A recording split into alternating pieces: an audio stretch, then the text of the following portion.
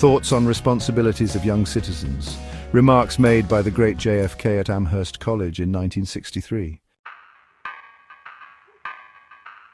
Let me put on my non-medical hat and speak as a casual student of history and the arts, as I discussed remarks made by the great President JFK in 1963 at Amherst College upon receiving an honorary degree.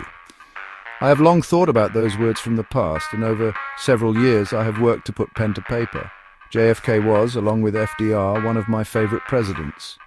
A man from a wealthy, powerful family, a man of means, a politician with good intentions, someone with a global vision, a man connected to the famous, the wealthy, the powerful, the educated, the connected, a man presented at birth with the opportunity to achieve greatness by his birth, a man who put his life on the line for the United States in combat.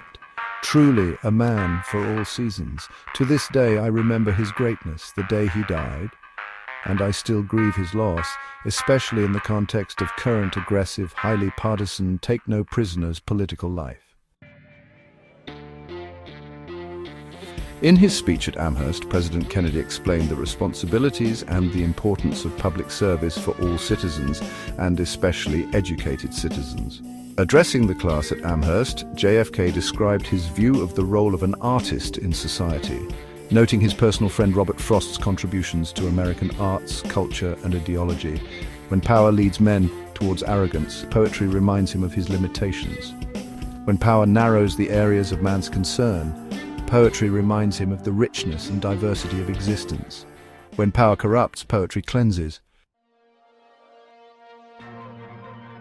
Robert Frost and other artists, Kennedy said, make a vital contribution not to our size but to our spirit, not to our political beliefs, but to our insight, not to our self-esteem, but to our self-comprehension.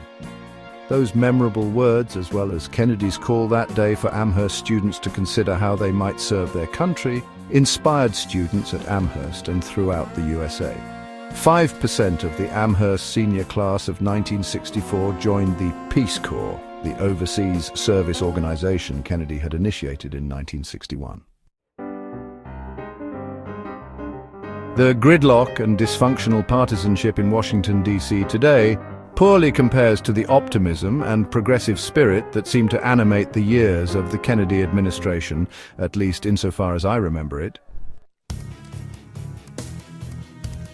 The friendship between Kennedy and the poet Robert Frost, dating back to when Kennedy first ran for president, turned cold in the early fall of 1962 after Frost returned from a visit to the Soviet Union and a lengthy talk about cultural exchange with then-Soviet Premier Nikita Khrushchev.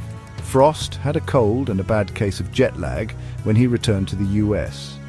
Many of us have been there. He gave what appeared to have been a somewhat confused interview, during which he related that Premier Khrushchev had claimed to him that the US was too liberal to fight. Frost's remarks angered Kennedy, causing him to cut off contact with Frost. Only a month later, the Cuban Missile Crisis developed with a potential nuclear war. How many of us have similarly cut off a relationship due to a hasty remark, an inopportune comment, thoughts taken out of context or misunderstood, religious or political disagreements?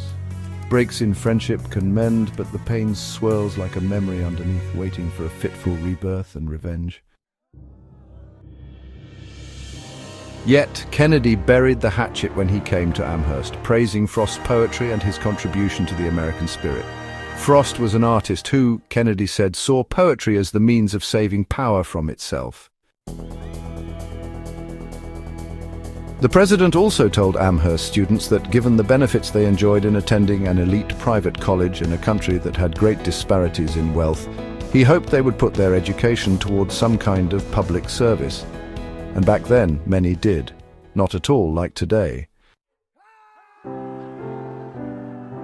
I hope that my comments won't just be viewed as a snapshot of the past, but as how those issues and ideals that Kennedy spoke about during his visit to Amherst can apply to our lives today, but across the political spectrum.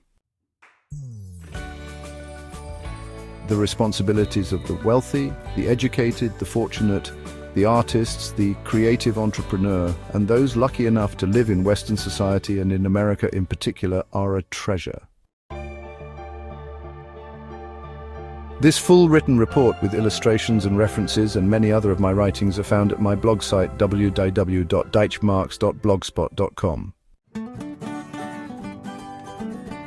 I welcome your comments on all these issues. Contact me on WhatsApp or Telegram, lower third, Donald H.